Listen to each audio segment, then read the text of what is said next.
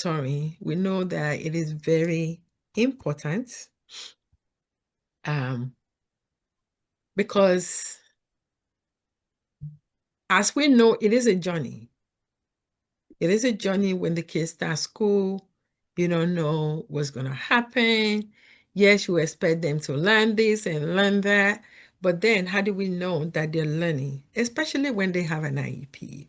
How do you know that we don't want to wait till June before we discover whether our strategies are working or not? So it is important for us to ensure that our students are receiving adequate support and services all along and all the way. And the only way to do that is to progress monitor.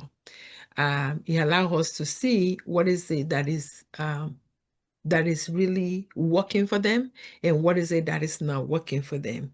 And it actually empowers parents to advocate effectively, because then you have data to back up what you're saying, and that help you not to be swayed either to the left or to the right, because you have your data that tells you, oh, there needs to be a change for my son. So then you cannot be easily swayed by anyone that doesn't have the data that you have. So that is why it's very important for us as parents. And we have some people here today that have done it and done it well. So they'll be able to tell us what are their strategies that they found effective for in their children, and they can share that with us. So before we go into that sharing, we have two questions today from the people that registered for the workshop. The first one is this. I don't know if you can see. I think I need to move some people out of here. Okay. So the first one is, how can people help parents of individuals with special needs at a supermarket or church when kids have a meltdown? So this is a very touchy question. It's kind of dear to my heart, but I would like all of us chime in. How can we help? Some of us have been there, some of us have experienced it. What do you think will have helped you in that moment? Maybe you take your child to a supermarket, or maybe to church, or maybe to a birthday party, or a kids, whatever they're doing, amusement park, and a child has a meltdown.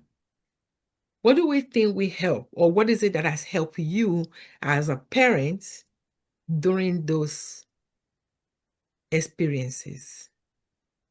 Anybody, you can unmute and share what strategies we think we help. I had experience. I remember a couple of years ago we went to I forget what it's called. I think Donald Park or somewhere, Bastille Jersey there. My son had admit that it wasn't like so bad, but my concern wasn't even about everybody around. My concern was able to just calm my son down and able for me to just have control. People were looking, were staring. I just ignored. All I did was just surround my son, calm him down, ask what was going on. It was so overwhelmed because there were a lot of people around there. And I think that something that I forgot, this was like about 10 years ago, just got into instead of crying and screaming. I just calmed him down. It wasn't like a big meltdown, but people, they didn't understand what's going on. I just put him in the corner. I was able to, thankfully, it was one lady too. I think she had the same experience. She came to me and said, "Can I help you?" I said, "I don't know what's going on. My son just having a meltdown." I said, "Just calming down."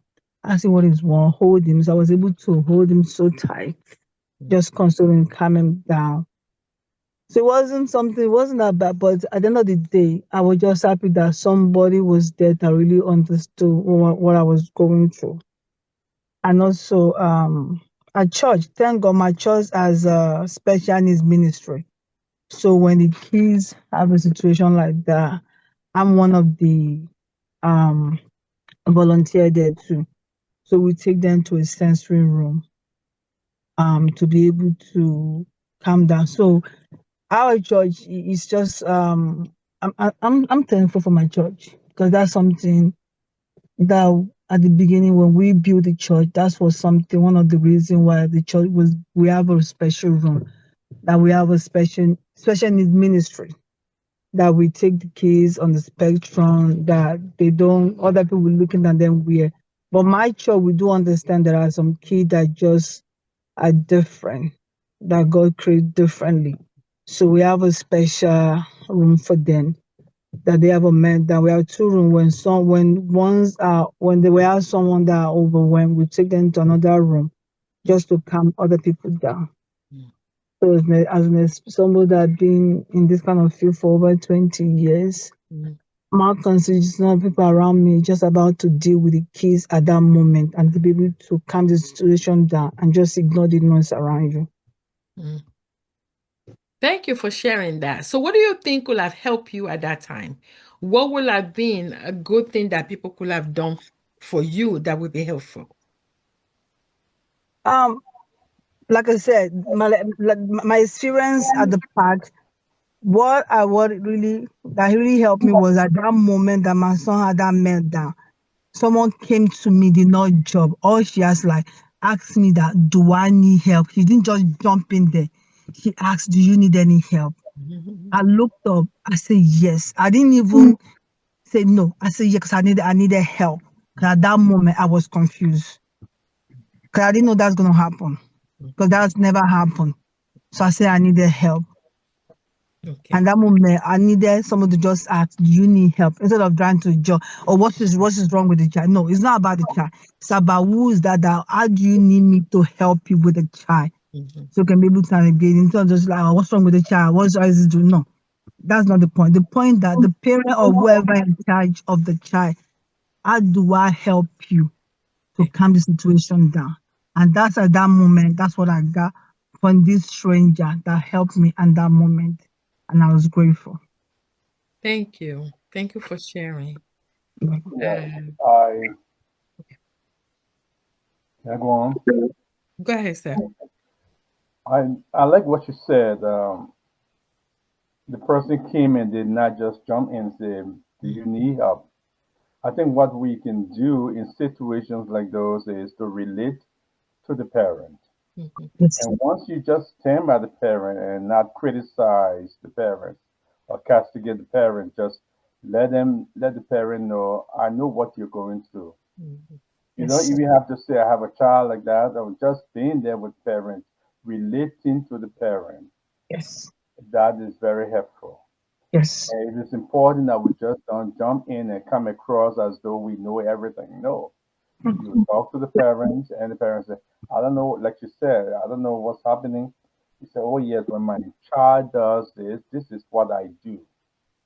And it works at times. And those things, just being there, giving the parent a shoulder to rest on would be very helpful. I think we all can do something. We don't have to do a whole lot, but like you said, just having someone come to her, not look at her with a disdain look, but instead coming to us and say, "Can I help you? Is there anything I can do to help?" is very helpful. Thank you. Thank you. Thank you. So, if anyone have anything else to add, you can jump in at any time. I don't mind being interrupted on this platform. So, some of the answers that I actually have down for us is the first thing is for us to stay calm and not be judgmental, just like Patricia mentioned. And it's also very helpful when we give the family space, whether it's at church, whether it's at the supermarket, whether it's at the park, whatever that is. Give them a little space. You can step aside and then if you can, if possible, you can clear a little area to reduce the sensory overload for the child because every behavior has a function. Research says, okay, and we believe research. Research believes that every behavior has a function. So it is a function that, sometimes we try to figure out so that we can now support the child effectively. But clearing the place to reduce that sensory would be very good. Sometimes you can offer other people around. If you see people standing around, you can tell them, oh, can we, let's give them a little bit of space, and then try to kind of clear the way for them. And like Patricia rightly said, ask before helping, because you don't know exactly how you can come in. So let the parents take the lead of how to help and offer practical assistance if you can. Oh, if it's a supermarket, do you need me to go get what you need to buy? Give me a list. I go get it for you. Do I need to help with the siblings? There's other siblings there. Do you need me to work with the siblings?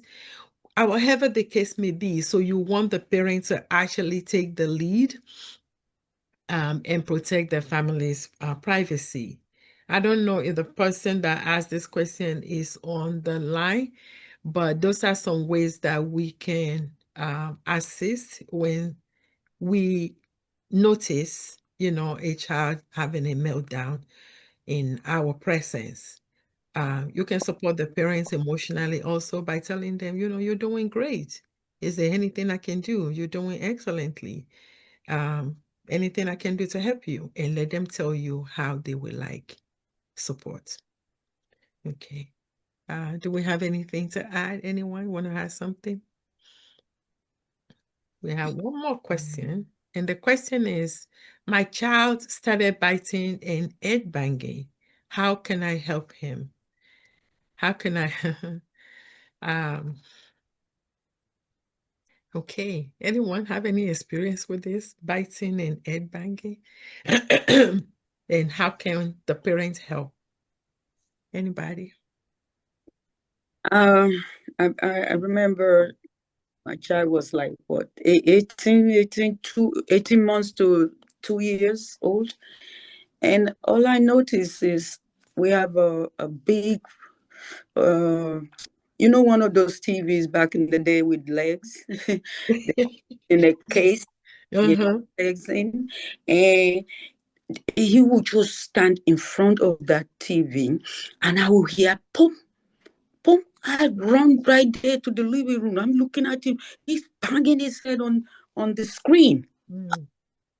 At first, I was stricken with fear. Like, oh, what's going to happen to him? His forehead is just going to burst open.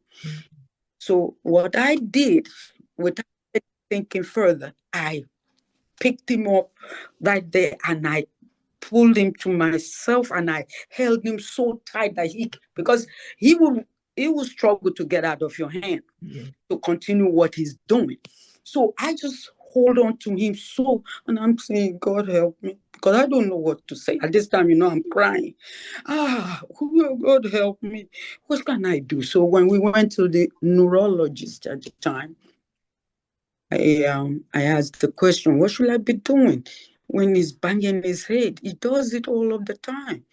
But this time I happened to go there while he was doing it and I saw it. And he says, what did you do? And I told him what I did. He says, that is the first thing. Remove him from what you know could hurt him. That's the first thing. Take that thing away if it's possible. I couldn't leave the TV at the time. So I held him real tight. So that is one of the very, very first thing one should do. And whatever you know can hurt the child, if you notice the behavior, then that object is what you need to remove so that he doesn't hurt himself. So at the time, that's how I dealt with my